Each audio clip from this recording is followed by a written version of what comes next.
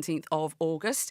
If you were tuned in last week, I mentioned to you that sort of Wednesdays was all going to be around wellness and well-being, things that are good for the heart, mind, body, soul, all of that kind of stuff. And we were talking last week because it's Psoriasis Awareness Month, and Nicole kindly set up for me to have a chat with the wonderful Vish and Fuzz of the Shaded podcast, and they have led me down this route now to my guest, Sona Skincare. And Sona is someone who has had her own personal experiences with psoriasis, which has led her to actually create her own natural skincare range in order to try and tackle this. So, with any joy, I do believe I've got Sona on the line now. How are you? Hi, I'm really well, thank you. How are you? I'm very well, thank you. Thank you for joining me this evening. And no problem. I am so glad that Vish and Fuzz have sort of put you on my radar because, as I mentioned, Wednesdays for me, I want it to be all sort of about wellness. And there's so many people out there who have so many different things going on. Sometimes they might be a little bit too shy or embarrassed to speak about things. There's certain issues that arise that can affect people's self-confidence and so on and so forth.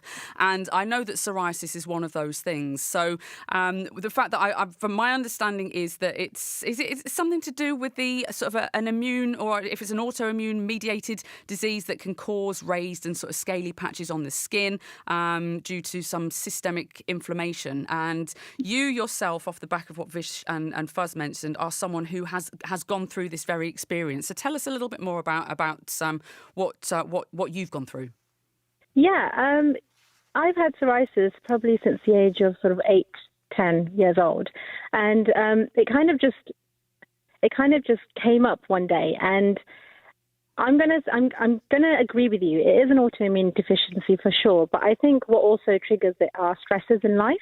And at the age of 8 or 10, I know you're going to ask me, what stresses did you have? And unfortunately, at that time, I lost my mum then. So I think that was a really big trigger for my psoriasis to start. And obviously, losing somebody so close to your heart, it was a massive deal for me. And that's how it kind of started for me. And then since then, I have grown with it. I have loved it. I have hated it. But presently, and quite recently, you know what? I love it, and it's part of who I am, and I wouldn't change it for the world.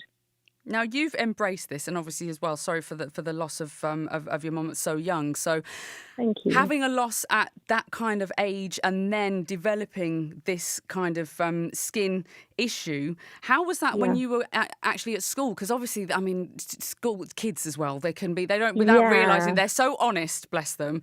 But sometimes some of the things that they can say can sort of be a little bit cruel without the meaning to be. So what was that experience for you, having it at such a young age, and then obviously having to deal with other people of your own age thinking, what's wrong? So I'm going to start off with my family were always really, really supportive in terms of, having psoriasis. But when it came to school, I mean, you know how hot it's been recently. Yes. See, I would be the person wearing my bomber jacket and literally just riding that out throughout the whole of summer because I just didn't want to show my skin. Kids would say the usual stuff. What is that on your skin? You need to sort that out. You need to cover that up. Is it contagious? All of these things were coming out of these kids' mouths. And I just wanted to cover up. I didn't want to show my skin. I didn't want to show my personality. At that age, you kind of want to show your personality. You want to grow into the young lady that, I wanted to be. But it was hard. And I was the person to cover it all up and just sort of almost hide away from it. And I didn't want to deal with it. I didn't want to listen to, all that noise. I just wanted to be left alone. And was it something that was noticed, or did any adults ever comment on this as well as people of your own age? Yeah, adults would, especially I'm an Indian woman, and especially in my community is when I would go to weddings and I would like to wear a sari or something really glamorous, and they would the first thing they would say is, oh, is that something serious on your skin? Oh gosh, how are you going to get rid of that? Because is anybody going to marry you? And at the age of when you're, especially in your teenager or going through womanhood and stuff, it was hard, because obviously the loss of my mum, I didn't have my mum's backup then, and it was almost like me trying to sort of defend myself and sort of say, this is psoriasis.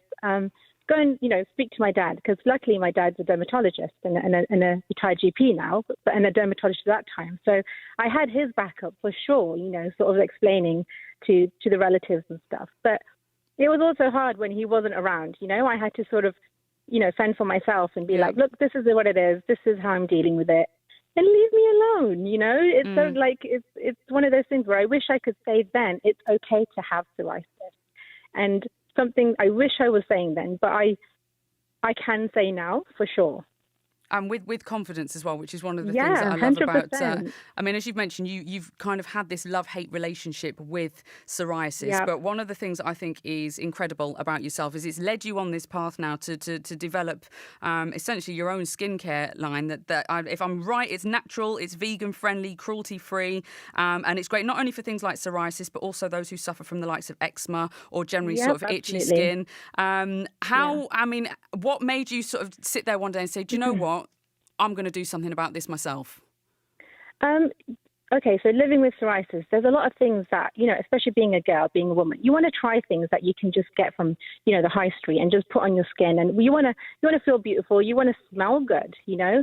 But all of these products that were out there had so many different chemicals in there. Like you would read it and not even know how to pronounce some of these things. Yeah.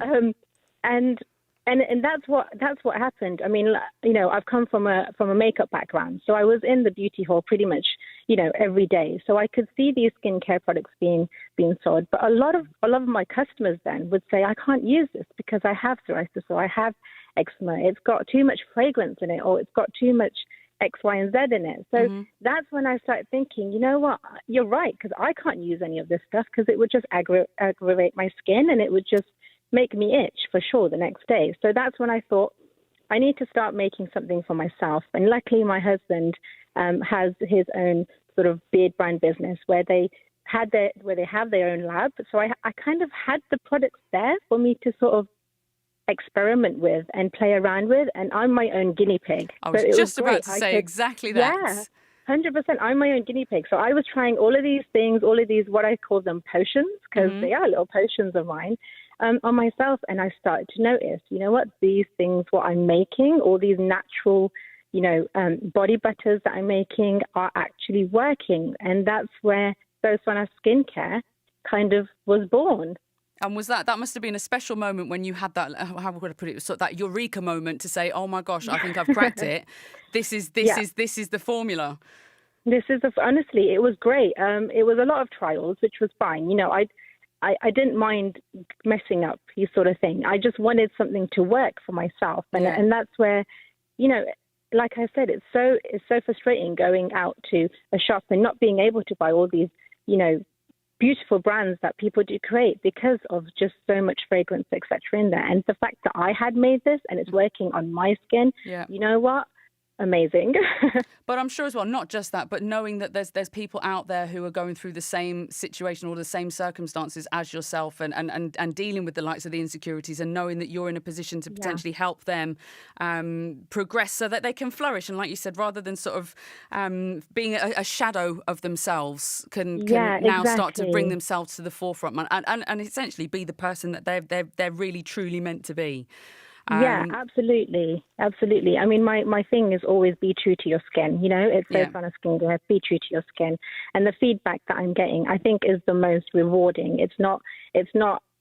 Money is one thing, but the fact that I'm helping people get out of bed, and the fact that I'm getting comments like, I'm finally being able to do gardening now when I couldn't do that because my skin wasn't allowing me. I couldn't stretch my arms out because my skin would hurt so much. Yeah. And it's my body butters, it's my, exfoliating soap bars that are helping. And it's beautiful. It's so rewarding, honestly. All those little tasks that so many of us, I think, take for granted and don't realise that there's people out there that may struggle.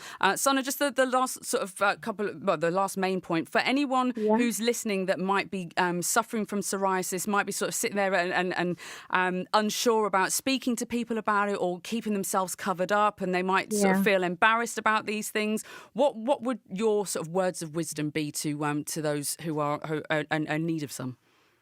please go and talk to a dermatologist. Please go and talk to your doctor, first of all. You know, there are so many different avenues now, you know, that you can take to help your psoriasis. If you don't want to take the medical route, please look into natural skincare. Yes, it might take a little bit longer, but it's definitely going to help your skin. You just have to trust the process, and also look into, you know, your well-being. What makes you happy? Do those things that make you happy. When you're stressed out, that's going to come out on your skin. Yeah. So do the things that make you happy. I love going to the gym. I love being with my family. You know, those are the things that I love doing, which help my skin. So please talk to somebody. Please do the things that make you happy. And if you're looking into natural skincare, trust the process and please give it time, for sure. I think that's some wonderful advice there. Sona, I can't possibly let you go without... Have you got any social media feeds or any websites? Where can people find some more information about yourself? Yeah, so I'm on Instagram. It's Sona Skin, and I've also got my own website, which is sonaskincare.com. So please check me out, and I'm all there. I'm socially all there. And that's Sona, SONA Skin. Yeah, .com and on the social media. Sona, it's been an absolute pleasure. Thank you so much for coming on as my guest tonight for Psoriasis Awareness Month. And all the best with your continued journey. And I think, like I said, there's going to be a lot of people as well that are going to be very grateful for some of your words that you've given us this evening. Thank you so much for having me, and good luck with everything. You take care. Thanks, Sona.